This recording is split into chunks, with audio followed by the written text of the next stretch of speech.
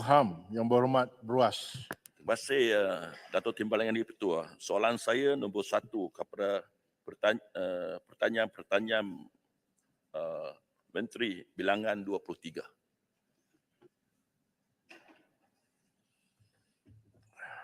Yang Di-Pertua, Kementerian Pertanian dan Keterjaminan Makanan melalui Jabatan Pertanian Malaysia bertanggungjawab untuk menguruskan sumber perikanan negara agar bekalan terjamin. Jabatan akan mengeluarkan lesen vessel dan peralatan menangkap ikan berdasarkan kepada status sumber sedia ada, di mana status ini ditentukan melalui survei lautan dan juga pemantauan nilai pendaratan ikan seluruh negara. Lesen vessel dan peralatan menangkap ikan adalah hak milik Jabatan Perikanan Malaysia, manakala vessel pula adalah hak milik nelayan atau penguasa vessel. Vessel perikanan tempatan berlesen bagi Zon B dibenarkan berpindah milik tertakluk kepada dasar dan prosedur pelesenan yang telah ditetapkan seperti tiada rekod kesalahan aktif dan tiada tuntutan daripada mana-mana institusi keuangan. Pindah milik vessel ini hanya dibenarkan kepada warga negara Malaysia yang berstatus usaha sendiri sahaja. Proses ini perlu dilaksanakan secara asas talian melalui sistem e-lesen Jabatan Perikanan Malaysia di mana-mana pejabat perikanan daerah. Namun begitu, vessel yang terlibat dalam peruntukan semula Pukat Tunda Zon B, kawalan persalinan telah ditetapkan seperti berikut. Pindah milik dalam zon yang sama adalah tidak dibenarkan sama sekali. Sekiranya pemohon ingin pindah milik dan kekal beroperasi di Zon B, maka pemilik perlu menukar peralatan kepada selain daripada Pukat Tunda. Sekiranya pemohon ingin pindah milik dan kekal dalam peralatan Pukat Tunda, maka pemilik perlu bertukar ke zon yang lebih tinggi.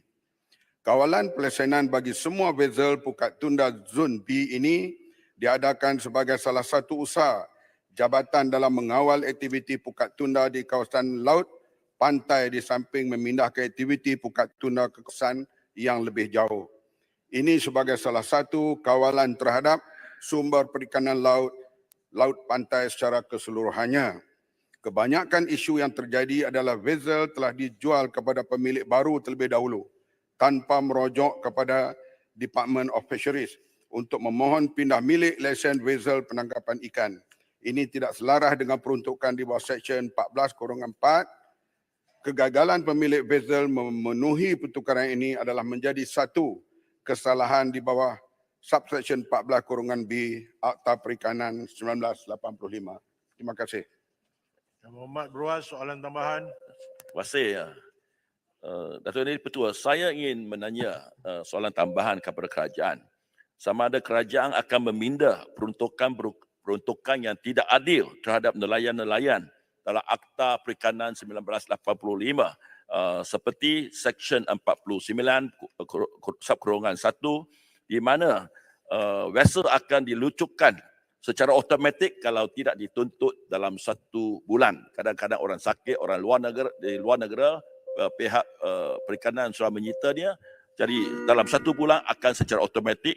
Kedua, Seksyen 50 Subkurungan 2, kalau vessel di pulang balik sementara menunggu kes mahkamah, security yang diperlukan mesti bernilai sama dengan vessel itu, ada peralatan atau lebih. Seksyen 51, kos sementara menunggu perbicaraan mesti dibayar oleh nelayan kalau dia didapati salah.